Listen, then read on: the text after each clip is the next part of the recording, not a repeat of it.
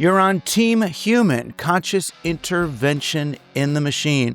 We're here today with my friend, Jonathan Larsen, editor, writer, and everything of the fucking news, although he has other editors and helpers and all sorts of people working with him now. We're going to be talking about the state of things and what the fuck we can fucking do about it. Jonathan, thanks for being with us today. Thank you for having me, as always. I want to start in some ways where we left off emotionally after I had you in the studio. I had you in the studio a few months ago, maybe only 5-6 months into the second Trump administration. And I felt a little bit like you were being kind of sanguine, kind of like talking me down off the ledge. I guess mostly it was, like I was concerned about the election results, votes actually being counted, and you were saying how it's really hard to do that, and why would they, lose to Biden when they're in power, and then somehow fake a win when they're not in power and all that. But I don't know. I'm feeling a little icky these days. Like we're no longer looking at the signs of impending potential threats of authoritarianism, but we're just like soaking in it. Do you feel are we in it? We're the frog in the boiling water. Is that what you're suggesting? No, the frog jumps out of the boiling water. We can't jump out. There's a screen on the top. Air's coming in somewhat, but no, we can't jump out. What are the ways in which we can avoid authoritarianism? I'm thinking now, what are the ways we live under and hopefully get out from under authoritarianism? So I would say a few things in response to that. One is, you said we spoke, I guess, back in the spring, maybe, and you were nervous about them stealing votes, stealing elections, and you're suggesting was perhaps overly sanguine. So I would point out that Democrats have romped in all the elections since then, overperforming expectations. So whatever mechanism we were afraid of, they don't seem to have come close to implementing them in time for the November elections. So I think that's a good sign, not only for where the electorate is, but also for where the election mechanisms are.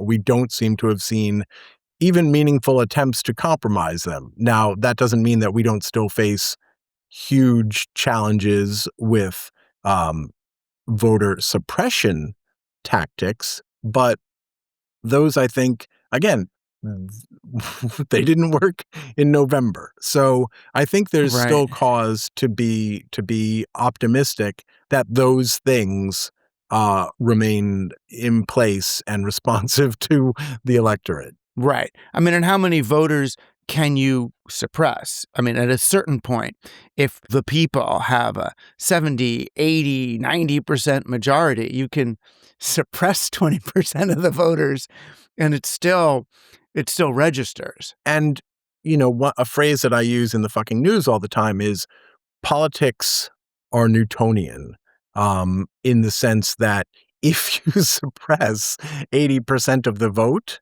80% of people will now know they've been robbed of the vote. And you will now have 80% of the people in whatever district we're talking about who have been robbed of the vote. And you have just now created a massive political movement, which most likely is going to restore the vote to a good chunk of those people one way or the other. Will they know they've been robbed of the vote, or will they just think our polls are wrong? Look, oh my God, turns out my neighbors, do like authoritarianism. Right, but if 80% of the people are not allowed to vote, are purged from the rolls, or because that's what voter suppression means is right. You purge people and lose their things or say they were double voting. You just prevent them from casting a vote rather than finagle it after they're in. Right. And we've seen this in various states over the years. 5-figure voter roll purges, 6-figure voter roll purges, however many hundred thousands of people, they just declare you're out of there. And to be fair, and to be reality cognizant, some of those voter purges aren't terrible because the data they're working from are things like change of address forms or things like that, right? And so they're literally purging people who actually shouldn't be voting there because they literally have moved. The danger is where you get states that do things like, if you don't respond to this postcard in 2 weeks, we'll assume you've died and have gone to hell and we'll take you off our voter roll. Those are where you get Right. problems. But if you get 80% of the electorate in any physical area getting those postcards and then finding out they've been purged from the rolls, enough of those people are going to be posting on social media, talking with neighbors, that there will be awareness. That's the trick with voter suppression, right? Is you've got to do it enough to make the difference between where the two parties are without doing it so much that people just, flock to the other party and demand reform. It's trickier with things like, the historic suppression of the Black vote, because those communities, Black communities, were very much, not considered full citizens by the white community. So you weren't going to get, it's a lot easier to suppress the vote in some ways when you're doing it for horrific, divisive reasons that are established and inculcated within the broader overall population, right? Men were just fine for 100 years or however long it was with women not being able to vote. They didn't see that as voter suppression because women were not seen as fully realized humans entitled to representative democracy. So that's also a problem. Right. I mean, and that's the re-unhumanization of people is part of the project. That's why they love the book Unhumans. The J.D. Vance blurbed, which argues that liberals are less than human, that they are unhuman. Therefore, it's really okay to, if necessary, pick them off with black copters or death squads. But certainly, if they're unhuman, they shouldn't be allowed to vote and screw up the American project. Of course, that's right. So the answer to that is reject dehumanization. That's hard because a lot of people would like to dehumanize Nazis, fascists, Trump, J.D. Vance, right? A lot of people who support the policies that I'm going to presume you and I support are also fine with dehumanization. But once you endorse the method, well, then why shouldn't they adopt it? And we've seen that in case after case. When there's this kind of protest and unrest, on the one hand, the danger to what you're saying, the danger is for people to start looking at members of ICE and dehumanizing them. I mean, it's tricky because they're kind of dehumanizing themselves. Once you put a mask on and stuff, you're way more stormtrooper than you are Luke Skywalker, right? They're a lot easier to shoot. They want the tactical, momentary advantages of non-humanity. They want to be seen as machines, as automatons, as Robocops. You now have 30 seconds, that kind of thing. Right. But they also don't want to be, in theory, don't want to be identified by neighbors. That's right. Or posted online. Like this guy, the guy who shot Renee Good is now famous online. It's going to be pretty difficult for that guy to, get a non-ICE job, I would imagine, or even keep an ICE job once the Trump administration is over. I do want to circle back to something you said at the very beginning that I didn't address, which was talking about how do we get out of authoritarianism. And I think it's a valid question, but I also think that we can help ourselves more by asking it in a different way, which is when we say, like, how do we, there's a lot of debate and discussion, or at least there has been, over, is this authoritarianism? Is this fascism? Right. And to some extent, that's used as a litmus test, right? Which side are you on? And I understand and don't argue with the thinking behind any of that, but I think there are more effective ways to frame the issue, which is not to demand a judgment from people on the entirety of the project, for a few reasons. For one thing, the vast majority of Americans have not been personally impacted by what this administration is doing. Now, you can make a case for inflation impacts everyone, but then there's the argument that the president, in any case, tariffs are not, typically seen as a watermark of fascism, right?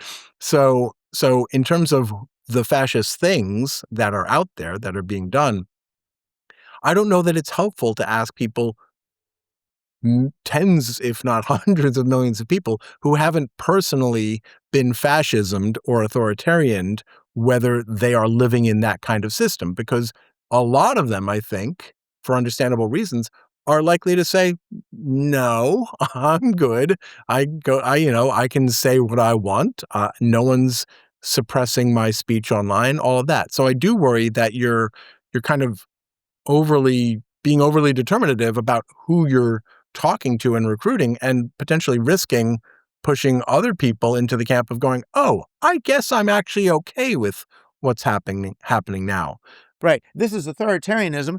It ain't so bad. The Yeah, mall's exactly. open. My kids are going to Right. school. You and I are here Right. having this conversation. So Right. if this be authoritarianism, let us make the most of it. But and the other thing I would say is that instead of trying to have a discussion or a debate or a defining line around that's premised on sort of ephemeral umbrella definitions of authoritarianism, whatever the particulars are that lead us to conclude this is authoritarianism, I would suggest go with those particulars. Don't wrap them up in a brand name. Go with the particulars, right? It's I think things like, do you find the shooting of Renee Good defensible? Do you think our government should be able to do that? I think there, tactically, you're liable to get a lot more people to go, yeah, that is a problem. And then you can have a discussion about, well, what does a solution look like? And you don't have to mention authoritarianism once, but you're talking about the elements of it. So to my mind, it's more of a tactical question, I think, than it is even a philosophical question. I'm not saying that there isn't a philosophical debate to be had about whether it is or isn't. But I also think when we talk about it, we're talking about a system with a lot of different parts. Not all of it is authoritarian. There are still state and local governments. So, are we talking about it? It just gets very messy very quickly in a way that I think tactically is not helpful. And also, Right. I think there's a morale factor, right? If you tell people we're the frog, we're boiling to death, and we're in an authoritarian pot of boiling water. And by the way, there's a screen on top of it. I don't know about you, but I'm going to give up. I'm just going to be, I don't know. I don't know the way out of that. So I also fear that I fear the questions circumscribing people's situations in a way that does make it seem hopeless. In some sense, you're saying if we respond more tactically and practically to what's happening on the ground. So again, in Minneapolis, it's like, oh, they're taking away people we consider to be our neighbors in ways that kill them and don't seem appropriate to the way immigration reform should happen in a even fairly enlightened place. So we're going to stand here with our bodies. We're going to do this. We're going to vote this way and do this media and create these actions. It's practical. Yet, if we live in New York City and see the ICE and National Guard phenomenon moving eastward, from Portland and San Yeah. Francisco over, and then we see, Reporting and in they're from the front lines. Yeah. right, and they're buying a warehouse from Carl Icahn over in Orange County above the Tappan Zee or the Cuomo Bridge in New York near at Hudson Valley. Oh, getting some warehouses there for ICE to stow however many people. It looks like, they're kind of preparing to come on and do this right here. Again, it's not necessarily paranoid to begin looking at how do we as New Yorkers, what's the most healthy, resilient preparation that we could do for uh, Right.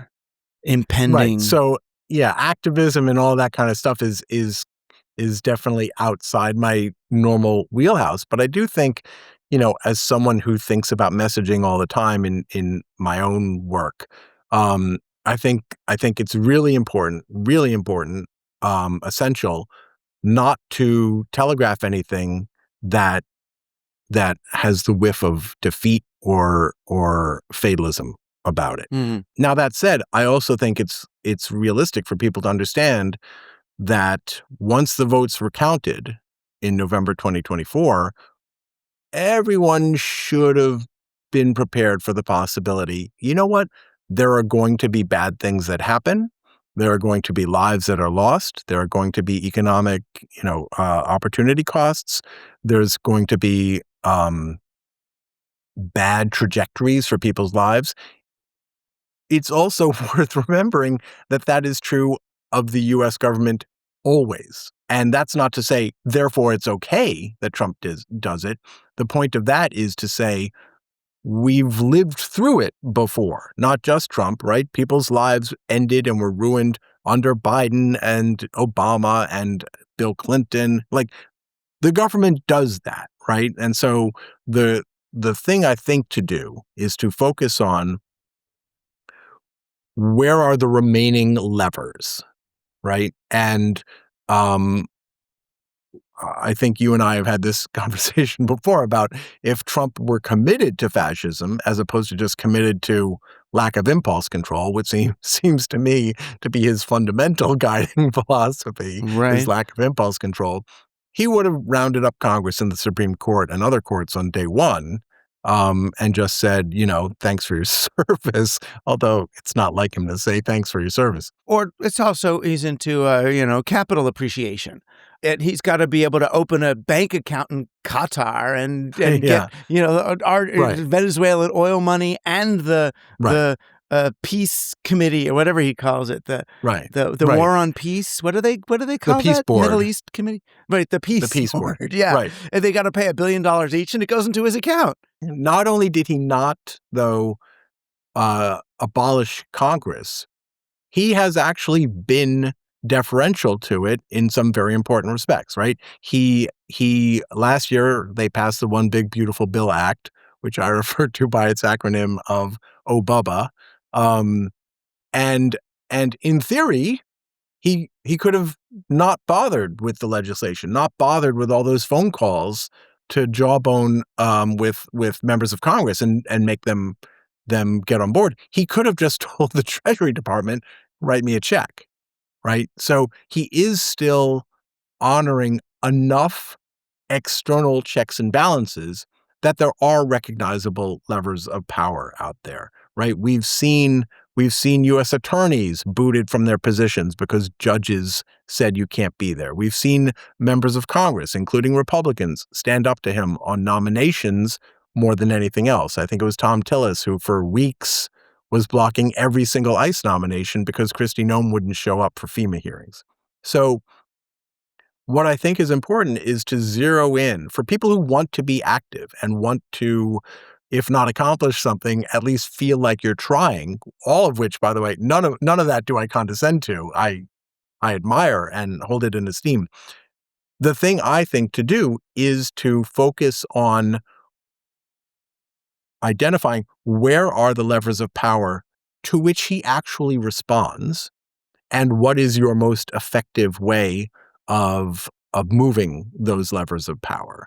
And I think there are things to do with a lot of policy. My big fear with Trump has been that as he is stymied, in year one, he he kind of attempted to exert his will everywhere. My concern is that where he is stymied leaves gaps which now have to accommodate the entirety of his impulses. And so my concern has been that where he might have moderated otherwise, now we're going to see much more restrained exercises of power, like something like, getting Maduro in Venezuela. That was a massive military operation, and it was, pretty unthinkable, I think, a year or so ago.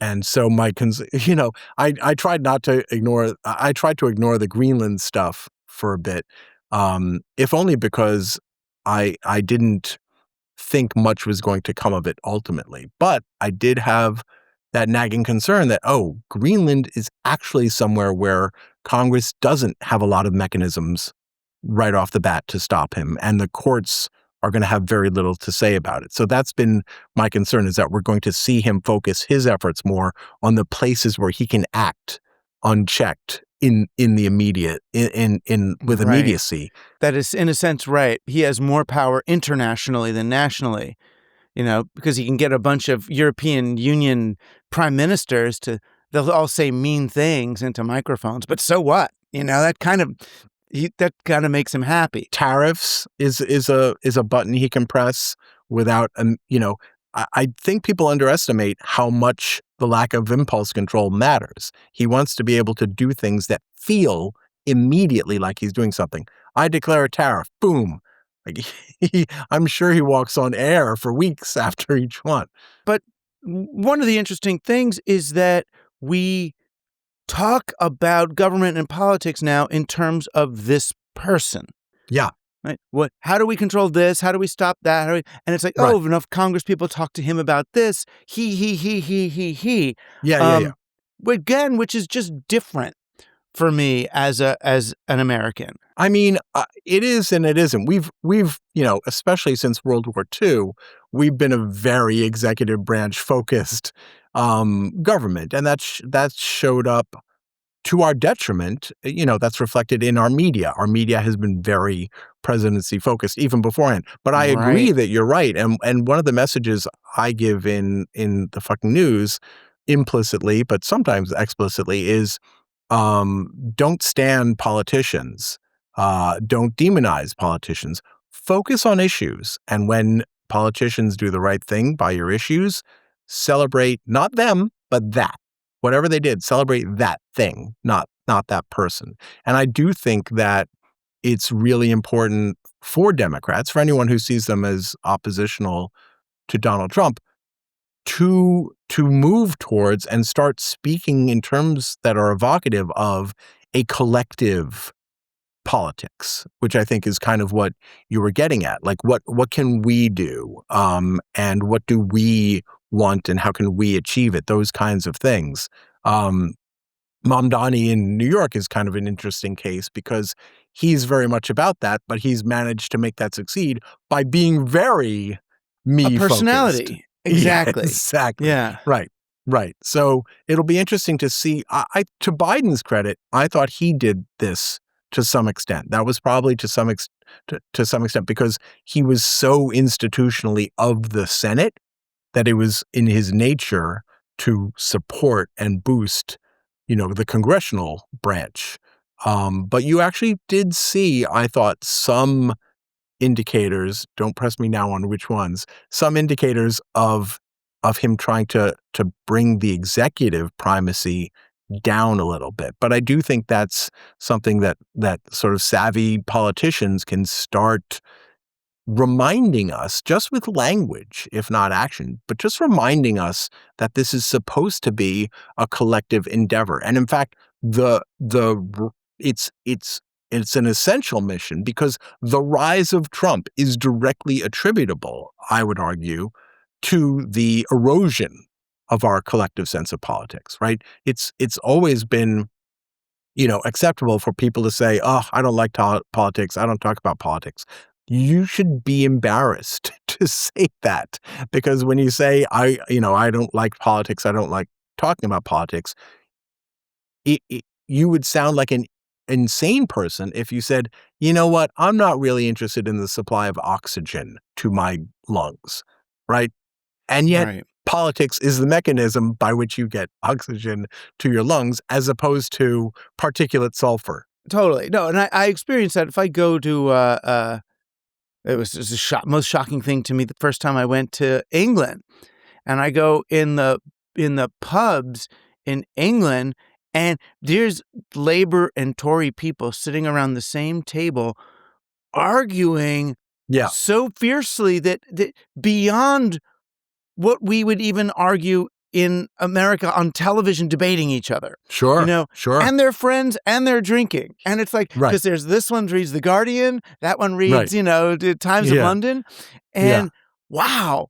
And then, after my shock, horror, and fear wore off, I was like, this is so refreshing. yeah. And these folks seemed more educated about political science than the political science majors I knew at the Ivy League college I was going to Wow. at the time. Yeah, I was gonna say, how did that manifest this superior understanding of political science? How did that show up? Oh, understand. I mean, it was at the time, it was end of Thatcher, pre-Blair. So there was arguments about the market, whether the market can work out, her whole idea of there being no such thing as society. Then they were having a complicated conversation about council flats, which is basically public housing.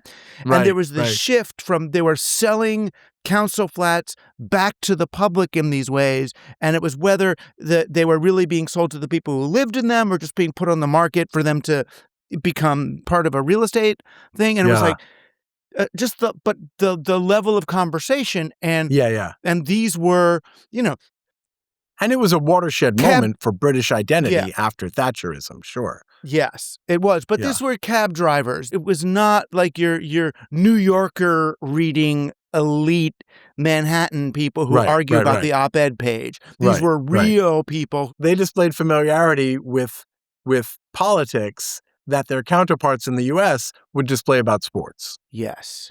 That was Yeah. the thing. There was a subtlety and a history and a continuity and even disagreeing. It's like, it's like it was like more like arguing with William F. Buckley than, Yeah. arguing with Right. just an idiot.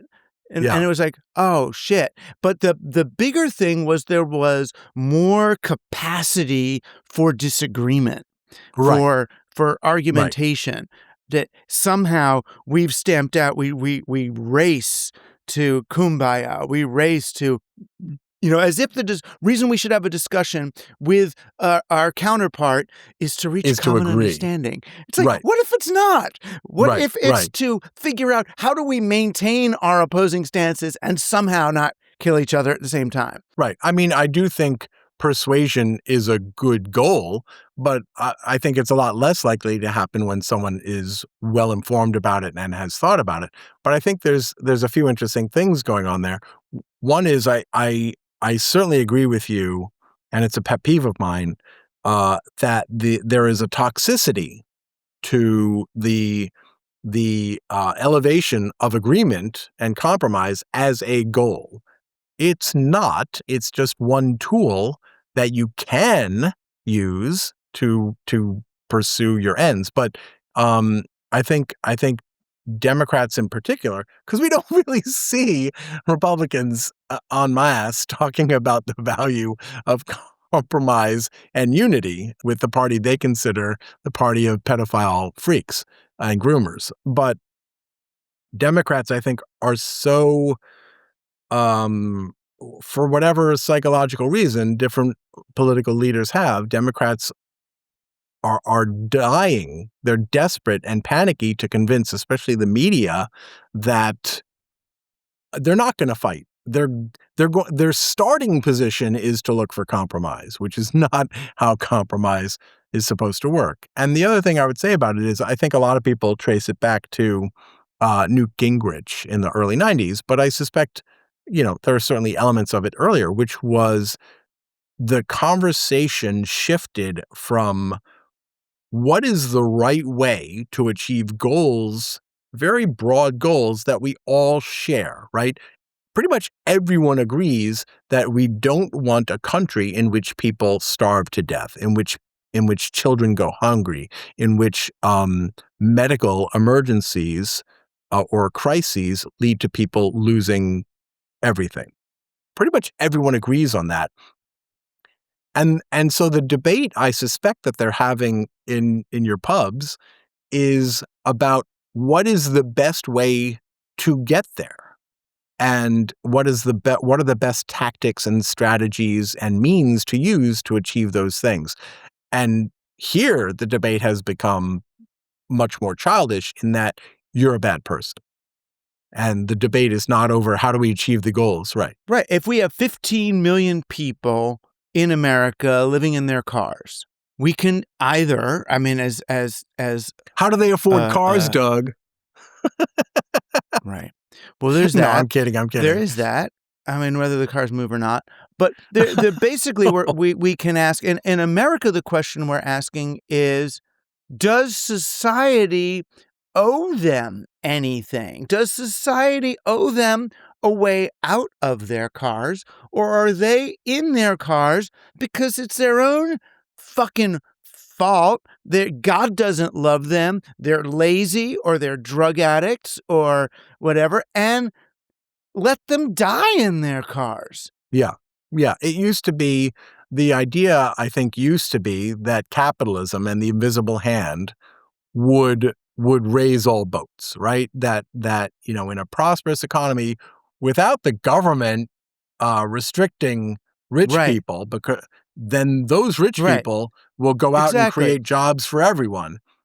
We've replaced that with Calvinism. Right. However much we may have disagreed with Calvinism, Thatcherism, Reaganism, libertarian, whatever, and Ayn Rand, at least even Ayn Rand was thinking, this will raise all boats. This will lead to the best society. They have the same, at least their telos is... It's just a tactical... It's universal wealth. Right. It's just this dumb, stupid way to do it, but at least your heart's in the right place, you asshole. Right.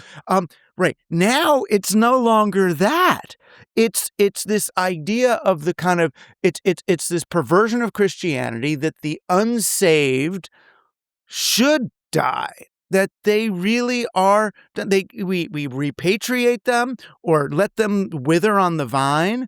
And that's consonant with the tech bro idea that we need to amass a whole lot of wealth, even if that means people will die, so that we have the billions or trillions necessary to get to the next place. Yeah, I was actually going to quibble with you including Calvinism in the isms that are debating how to... Well, right, because Calvinism's ethos isn't that the system will take care of everyone, unless you consider it in the theological sense of God. Some if people will poor, go to God hell. Doesn't love Good, you. we took care of them. Right, exactly. And so yeah, once that became a dominant theme, I think then the idea reverted to even the invisible hand shouldn't lift up everyone. Some people do not deserve it. But also I would argue, I would quibble with you referring to this as a perversion of Christianity. Just as an atheist myself, I tend to be very skeptical about any implication that there is a Platonic ideal of Christianity that we should all recognize. Oh yeah, that's it. And if you're not in that, then it's not Christianity. I think there's a lot of historical evidence over the past few thousand years that dominant forms of Christianity for hundreds of years in different societies and cultures was really bad.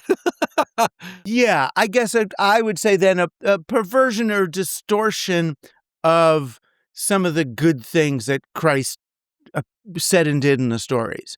The Christ I read about in the stories Sure. seem to like poor people and be about sharing and doing good stuff. This killing stuff doesn't seem like part of that. So here's where I'm going to push back on that a little bit. Yeah. There's a right-wing evangelical preacher who I think you and I may have spoken about before, named Ralph Drollinger, who conducts Right. weekly Bible studies for the House, the Senate, and the White House. And you can go online and you can read them. They're at his website, Capital Ministries. And he argues that what Jesus did was great, and we should all do that. But what he teaches members of Congress, mostly Republican, but not exclusively Republican, what he teaches them is that God designed the world with a set number of spheres. I don't remember if it's 5 or not, but there's, family, the church, government, private industry, maybe charity, I don't remember. And that in the best ideal form of the world, as God envisions it, those spheres each take care of specific elements of a functioning society. And what Drollinger says, and this is not a fringe belief, as we have seen in the policies enacted by his followers, government has a limited role, which, by the way, happens to be a very consistent thing with Republican orthodoxy over the years, right? Government should be limited. Drollinger says the same thing and says there are theological bases for believing that. He's not against feeding the poor. He just says that's the work of charities, individuals, and the church. And, this goes back. This is just a theological variation on the invisible hand that, if left alone and supported where it should be supported, capitalism, the private sector, will create a society, magically, I would argue, will create a society where everyone is taken care of. So they would argue, we're not against those people. Obviously, there's the waste, fraud, and abuse people. They're bad and should never get food. But underlying that, the argument they don't want to make is that Jesus doesn't think government should do these things. He thinks you should do these things. And not both. Right. Well, and my retort to that, not that anyone asks me, but my mental retort to that is always, okay, so if individuals should be doing this, what if they decide to create a national organization that effectively and comprehensively does this for them? Because that's what a government is. Right. Right. What if we want to do it at a scale and we want to enlist our government in that? Well, because it's a separate sphere. You're going to corrupt that sphere, right? Because God has this sphere plan. God made the sphere plan. He's so wedded to the methodologies. Yeah. What I was going to get to in the sort of the seeming movement eastward of the National Guard and ICE and all that, what feels in some ways like the designed intentional provocation of people. I mean, if I wanted to gather up what I saw as illegal immigrants, I could do it faster and better with more subtle, less violent means. You mean like Biden did for a while? Well, they did, actually. Yeah. There are ways to do it. I mean, this is obviously a show of strength for all sorts of other reasons. But so if there is perhaps an intentional provocation of people into protest that can then be argued is insurrection, and the Insurrection Act ends up being used, doesn't that mean we don't get midterm elections anyway? Do you honestly believe that if Trump and his fellows genuinely believed that they were going to get clobbered in the midterm elections and potentially then prosecuted for a lot of the stuff that they've been doing, aren't they too far in to let this go? I think so. I'm going to push back on intentionality the same way I pushed back on ismizing things. I think tactically and strategically, it's a mistake. even for us internally to think in terms of intentionality for a few reasons. One is we don't know what the intention is.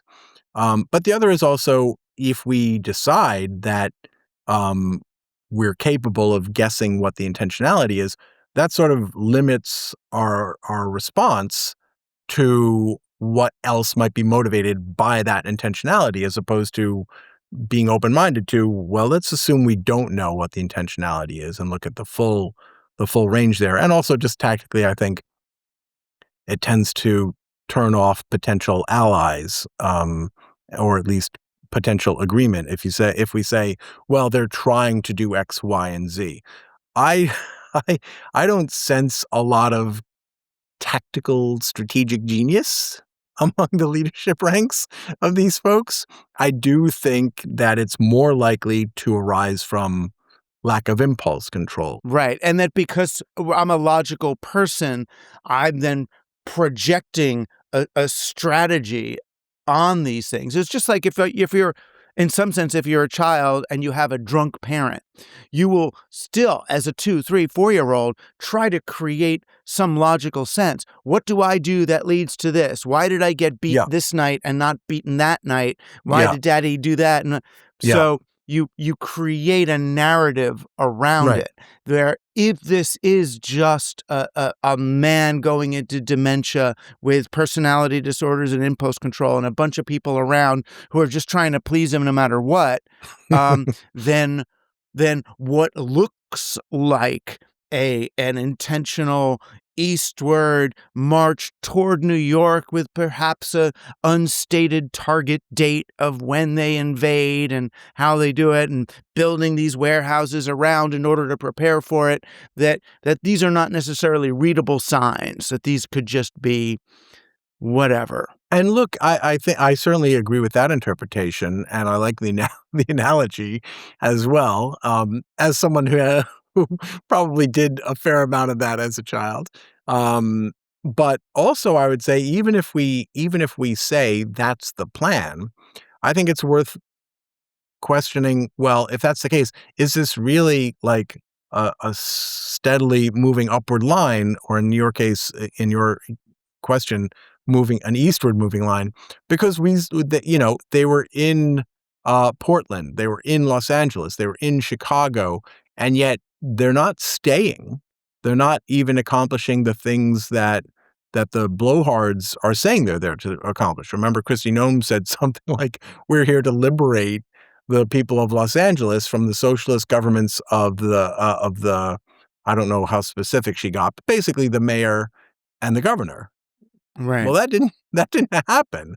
And so and the other thing is I think it would be very tough to credibly manufacture the kind of a form of protest that would, in the popular thinking, justify a clampdown so draconian that it meant restricting voting rights. I think that would, again, that it goes back to my point about politics being Newtonian. I think the backlash to that is something that Trump would not be happy with, and that would risk, um, just overwhelming the system, politically speaking. So, not to mention potential internal pushback, right? We've already seen things like reports that we had resignations over the Venezuela boat murder policy. We've had reports of pushback within the military. I mean, of people pushing back on potential Greenland invasion plans. So I think the idea that even the U.S. military, even after a year of Hegseth, who again I would argue not super strategic and smart about reshaping the institution to his ends, the idea that there's not going to be any pushback within the National Guard or the enlisted ranks to ending the vote in U.S. cities, I think um, that's not likely to be the case. And I think even if it turned out to be the case, my guess is there are a lot of people within the Trump administration who wouldn't want to test that theory by trying that out. And the other thing is, I think Trump he has said things like, I'd love to be a dictator. And I do think he's jealous of their ability to act without impulse control. But We I all are. also think, what? We I all suppose are. that's right. Right. We all have our inner Kim Jong-uns. Yeah. But I do think that he wants to be seen as succeeding within a presidential role that's still recognizable as president, right? I think he wants to feel like he succeeded on the same playing field that other U.S. presidents succeeded. Yeah, but now who's the one projecting intentions and reading the mind of the enemy now? I absolutely, acknowledge that that's speculative and so forth. I'm not saying, and therefore we should do X, Y, or Z. I'm just saying that's my sort of explanatory theory of the case. I want to take 30 seconds to thank our sponsor and then come back to my big question, which is really going to be about our area of expertise, which is media control and how that's affecting everything. But first, into my special camera, I want to thank Kobe. Remember Kobe, right? They make the dryer sheets. I've been talking about those. Well, now Kobe's making these Kobe laundry buds. And to be honest, I mean, I've used them. I tried them, whatever, they're fine. I'm not a dryer sheet person. I just don't really use them that. But they sent me these are fucking kick-ass. So laundry, these are, how you pour liquid or pour powder or take one of these weird Tide plastic jelly whatevers and throw that in the washer. Well, this is different. These are like these are like mashed little pucks. Little pucks. But these are all goodness. They're all good. Now, don't eat it or anything, but it's like good. These are not chemicals. These are things that are good. So they go in the water and then, the stuff in the water in your laundry machine, it goes back out into the world. But this is all good stuff, except for whatever dirt's on your clothes or microplastics are in your clothes.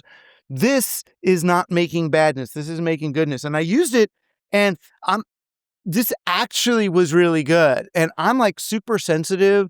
So I use Tide Free and all those things, blank of everything. This is like free before it's even free. They don't have to make this free. It's just free of all that. See, I just had it on my hands and there's no Bernie.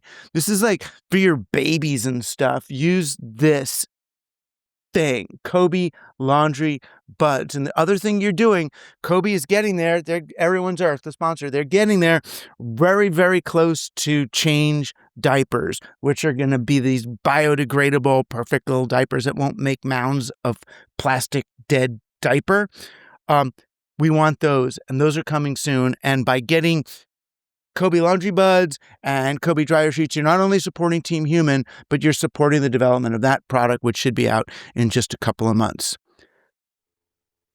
See, media sponsored, but it took me 4 years to find a sponsor that I could actually we just in a way that pods because of microplastics. So I was sitting here being excited to hear about those pods, right? It's those pods that you get. Everyone else's, they're these plastic things with detergent inside. They look delicious, really bad. Yeah, right. Yeah, and kids eat them and die and stuff. But these. Get these. I'll bring you these. Do you want scented or unscented? Are they I'm in an stores? Unscented guy. I'm an unscented guy. Are they in stores? Oh yeah, you could buy them. Just go to Kobe and COBI, and you can buy them. And if you use Rush 10, you get 10% off these puppies. Rush 10. Okay. Yeah. Rush 10. You can buy them and support Tom and Kobe. But I'll bring you a few if you want to try them first, because I understand. But they work. They clean and they're good. So Larry Ellison is not in a position where he actually has to hawk Kobe laundry buds. He does, just super at duper scale. rich. It's just at scale. That's true, just at scale. And they're not Kobe clean, right? No. He's the dryer buds of civilization. Exactly. He's living off the toxins. Yeah. But when I look at the I mean, the consolidation of media is something they taught me about since I was in high school. And then I read Robert McChesney and learn about political economy of media. And look, it's 5 or 8 big corporations that own all of it. Feels little different to me now. And I know I can even rattle off what sound like more names. I mean, there's, Substack and Amazon and Apple TV and all. But there's something about the consolidation of media now that feels a little different, particularly when like Larry Ellison and Elon Musk are so close to our government and the way it's working. Are we, as you understand it, are we just in, William Randolph Hearst, U.S. government, Guatemala, Chiquita Banana? Are we in that territory, or are we in something else? Or are we just going back to that maybe, which feels weird to me? I don't know. I tend to think that I certainly have my complaints about the erosion of government regulation on media ownership, right? Which a lot of that was actually accomplished by Democrats in the 80s, helping an Australian gent named Rupert Murdoch I expand know. his What were they media empire. thinking? Yeah. Well, they're so pro-immigrant. Maybe that was the idea. But I do think that it would take a lot more than we've seen from the U.S. government for people not to have the option anymore of platform shopping and finding places that work for them. I'm actually a little surprised that Blue Sky hasn't taken off more than it has. And every once in a while, I try not to post on Twitter anymore, but every once in a while I do go over to sort of like, how you guys doing in there? See what's going Yeah. on.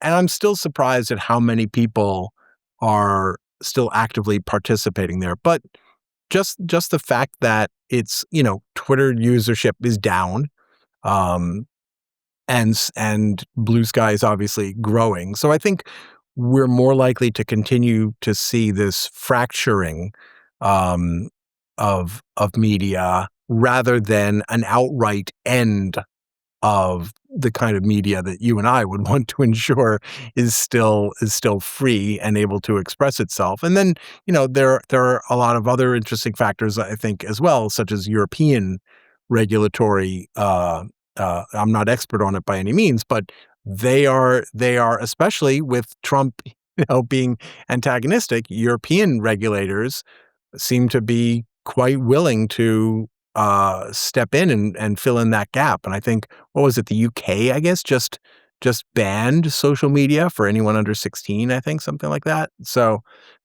I do think it's sufficiently messy and anarchic at the moment that I'm not too worried about a monopolization, a corporate monopolization of media. What I am worried about is the possibility that media ecospheres, right? Truth Social plus Fox News plus the New York Post or whatever you want to put in there becomes big enough not to eat everything, but just to provide a complete feeling bubble in which some people can live and in which alternate realities really can take hold. Yeah, it is interesting because I've spent a lot of time on Fox during various, what felt like to me, various major world events. Whether it was the proposed invasion of Alaska, the desecration of NATO, the strikes in Minneapolis, the killing of Renee Good? of Good in Minneapolis, the things that seem like major news stories, and I would look at Fox, and the only stories that were on really were about the supposed corruption, that there were The fraud scandals in Minneapolis. Yeah. Somalian daycare centers that Right. a YouTuber went to. They wouldn't let him see the kids, or they were closed. And he said that Right. meant that there was trillions of dollars of Yeah. Minneapolis tax money Yeah.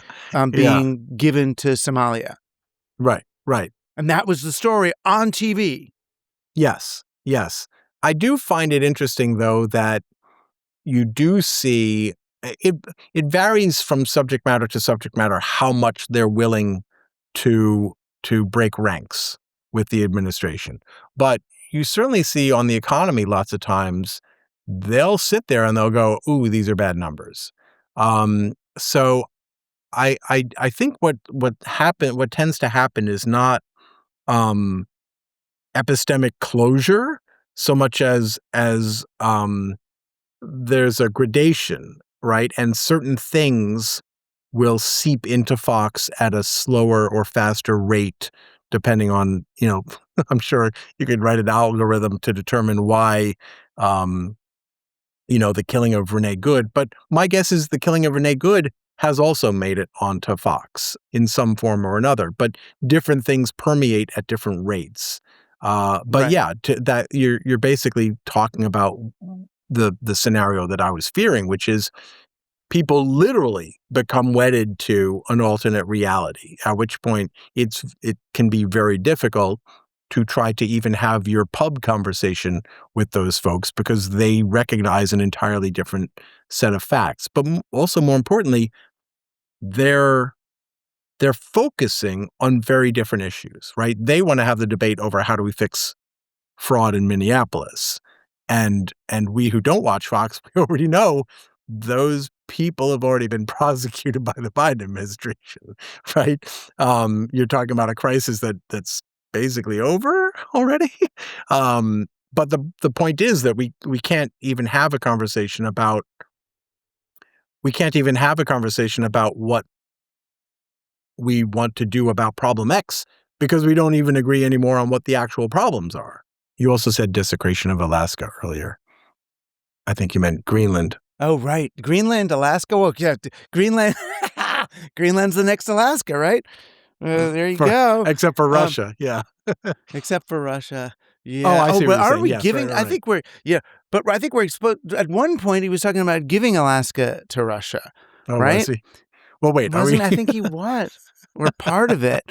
I know we forget because it goes so quickly. But to the media question, though, the other question is beyond media, news media is media, new media, AI.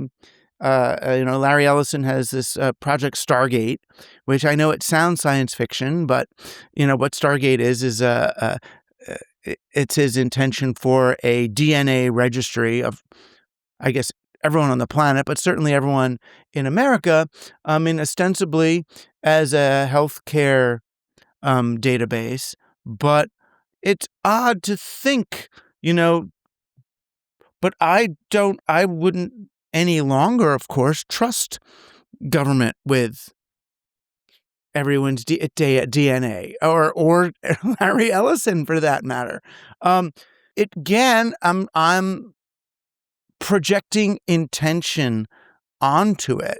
But even if it's down to what if um a database of everyone's DNA were weaponized? What if Right. someone got into government who didn't have the self control necessary not to abuse a DNA database? Yeah. Hypotheticals certainly don't mean you're projecting intentionality.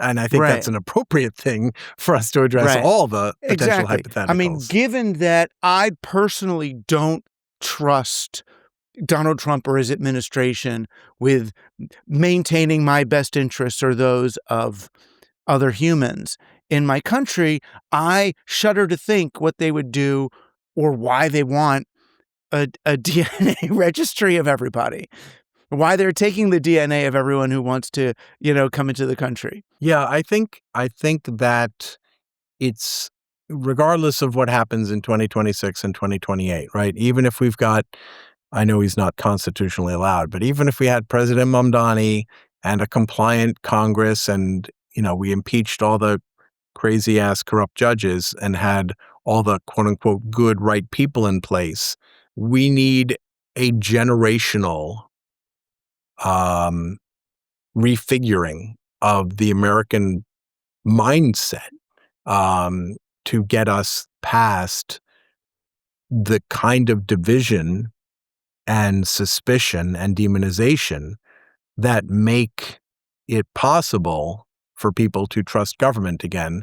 And I'm not sure we should ever trust government enough again to have a DNA inventory operation. But, I do think that, when I talk in those terms about like a generational shift in very fundamental headspace about government and humanity, right? Because in some respects, the reason the reason people are suspicious of government tends to flow from how they feel about humanity and what they think other people want and are up to and willing to do and all of those things.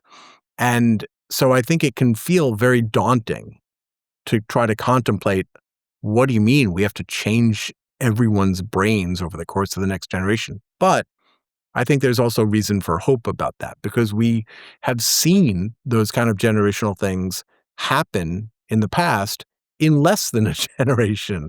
In the U.S., right, some of the reddest areas of the country used to be Union strongholds. The societal attitudes towards gay people changed dramatically in less than a generation. Even looking at the Axis powers. Yeah.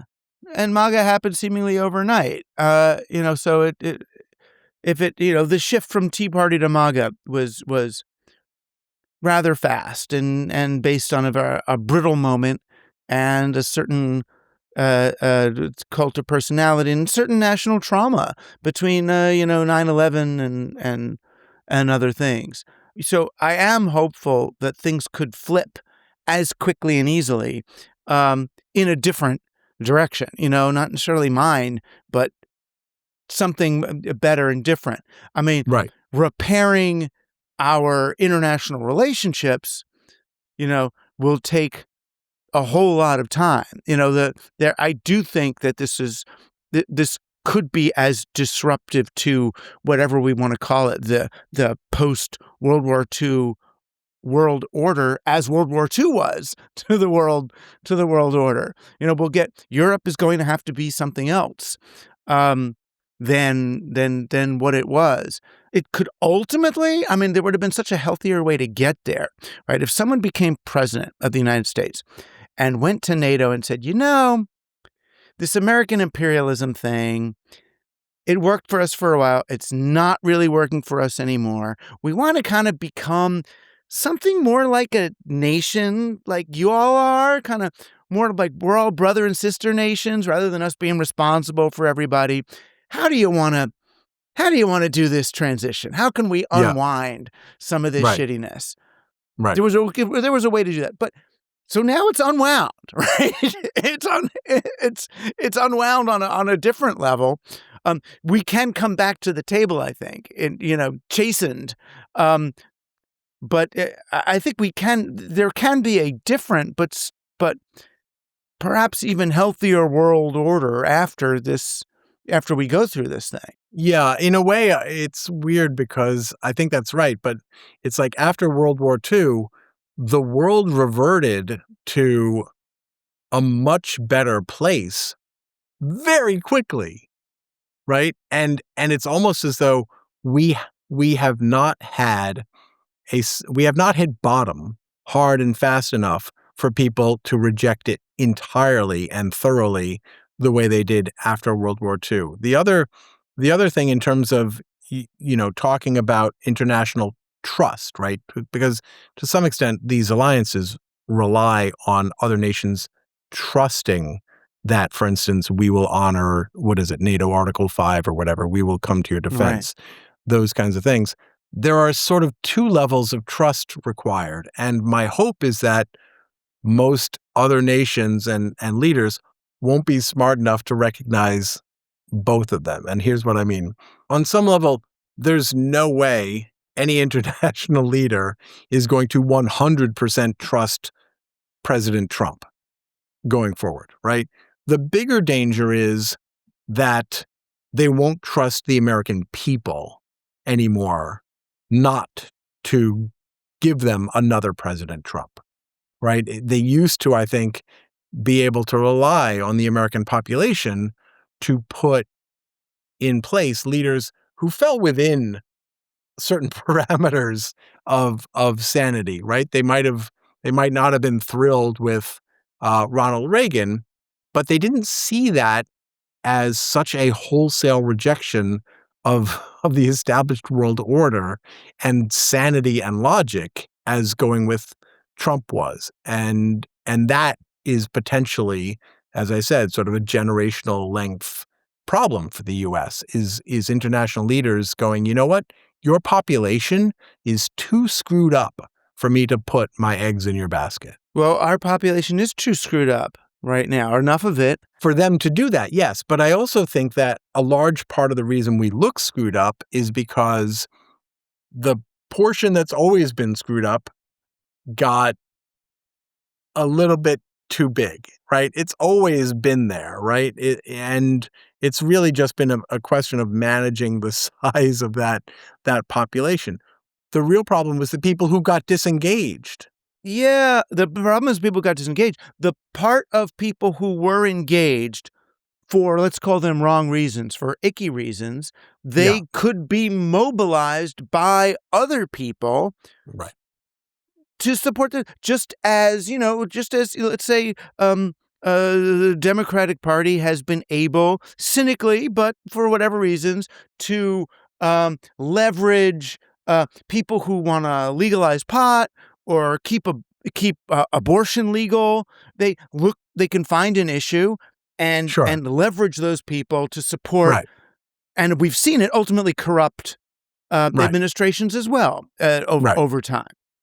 So they found, between Bannon, look at all these Gamergate boys. They're angry. They're online all day. There's a lot of them. We can use them. We can use these ones. We can use the ones who are afraid of trans athletes. We can use, Right. And they created this. Right. So in the end, part of what we're seeing is as long as someone believes in something enough to be engaged, they are useful. Sure. And Sure. there's not a lot of people yet who are willing to be engaged. So I guess what I'm saying, and back to the very beginning, is part of the way I sought to engage people was by warning them about impending authoritarianism and fascism Yeah. and all. And Right. now it feels like, oh, we're sort of in this thing. So it's almost as if our tactics or my tactics are different now, that it's more. And I think what's actually consonant with your perspective is, yes, but it's not about recognizing that thing. It's about recognizing what is happening around you in your life or in the places that you can verify, and how are you going to act against or act about them. Right. Right. And I also think, and this is another part of the reason that I try to focus, or at least advocate for focusing on issues within specific silos, is that you've got a lot of super well-intentioned, principled, ethical people out there right now conducting the war for the hearts and minds of America online by basically saying, this is fascist, that's bad, blah, blah, blah, blah, blah. And I suspect we would do better if everyone would specialize a bit more, and focus on issues where they are both better informed, but also more effective at conversion. And because I think that we tend to revert to sort of panic mode when we're fighting to save the world. And I think that, anytime you drill into effective debating on a specific issue, first of all, it doesn't involve panic, but also it doesn't involve what we've been talking about before, dehumanization, right? It involves sort of interrogating on this specific issue, where are you? What are your goals?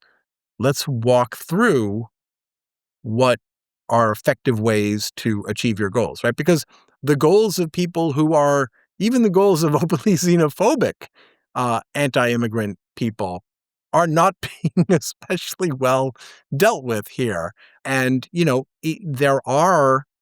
there are reasons to want some immigrants who are here not to be here. I would argue that that number is vanishingly small, statistically speaking, but you can have a conversation even with a xenophobic immigrant opponent, and if you're informed and you're dispassionate and you haven't dehumanized them, I think you can get them to see that this is a wildly inefficient, wasteful, harmful approach to doing it. I would argue that if your concern is about criminal immigrants, well, we already have a mechanism for catching criminals.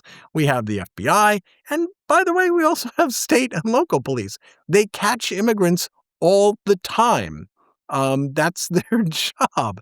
There's no evidence that ICE in its current iteration is pioneering some new, more effective, more deep drilling approach to rounding up criminal immigrants. Right, but it could be, and this is what takes me back to intention, though. I hate to do this at the very end of this conversation, but if the intention is just to create the most profitable way for a few corrupt people to ransack as much money as they can from systems, privatized prisons I mean, then or get airplanes and get $1 billion per nation to have a role in the Middle East real Peace estate board, yeah.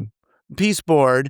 If you start looking at it like that, then it feels like going after any one of these issues is tilting at the windmill or is going for the decoy, and we're not understanding or undermining the core campaign here, which is to enrich themselves. Yeah, maybe, but when it's unknowable whether that is the core campaign, Right. then I think it's going to be What tough. can you do?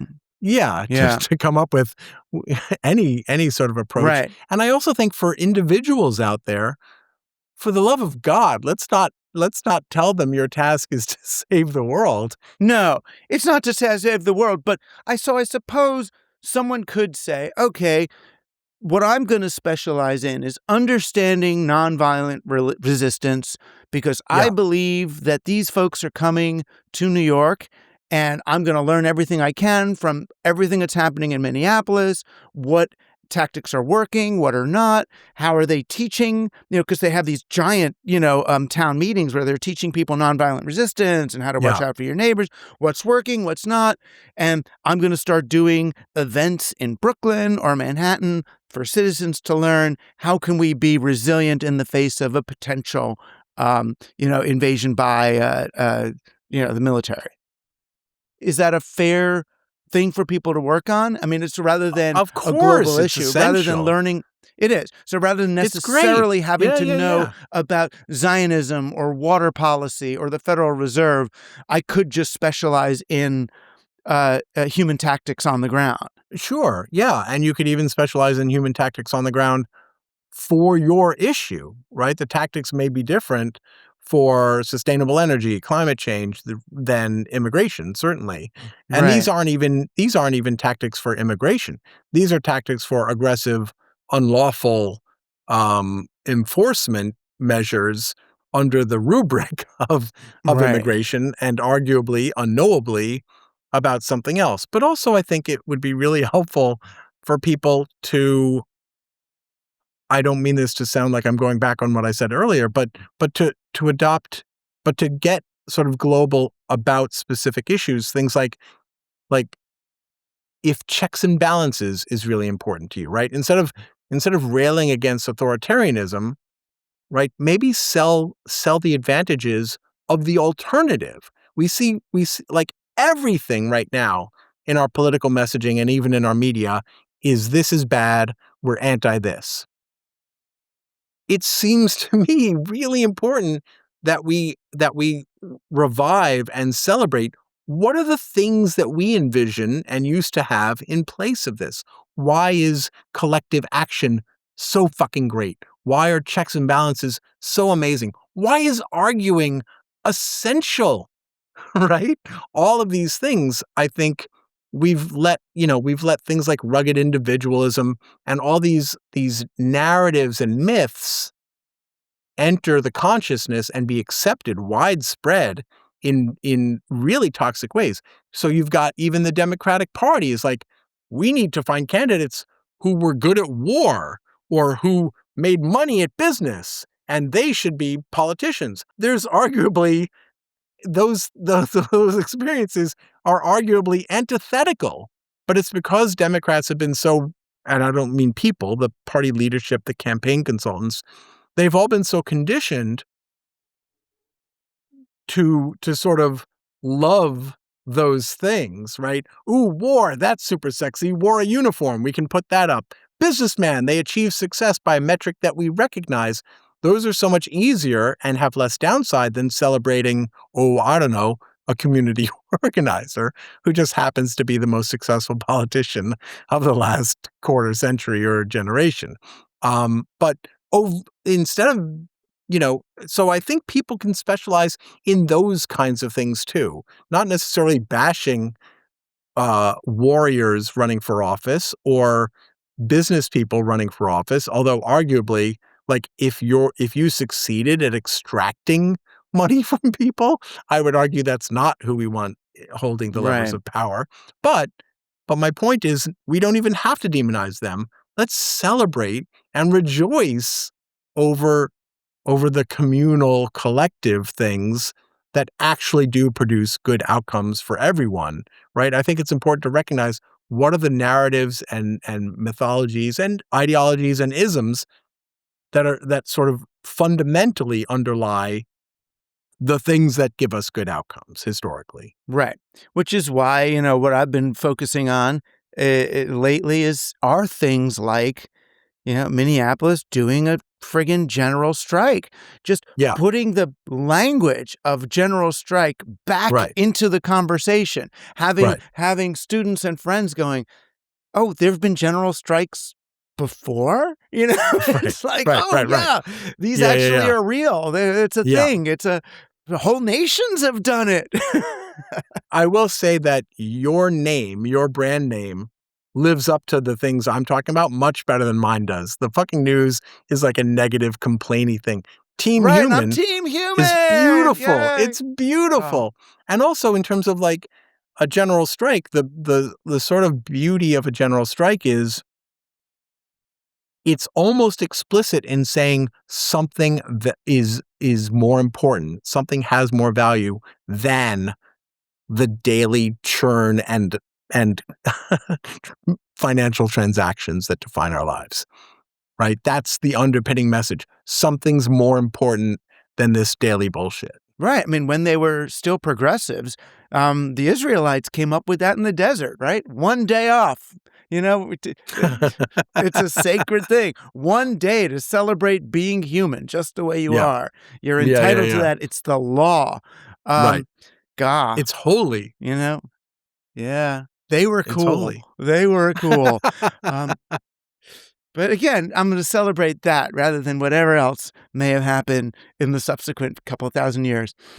Dude, I love you. I love the fucking news. Everyone should subscribe to the fucking news. You can, I'll tell you here, you can get Kobe wherever the heck you want, but just go to Kobe Clean, the website, and find it there. Put Kobe in your web browser and get these laundry buds, and they will rock your skin and your dryer and the world. If you don't want to hear stuff about Kobe or any of these ads, but know that they still sponsor us, you can subscribe to Team Human as a paying subscriber by going to teamhuman.fm and clicking on support, or go to the aforementioned patreon.com/teamhuman.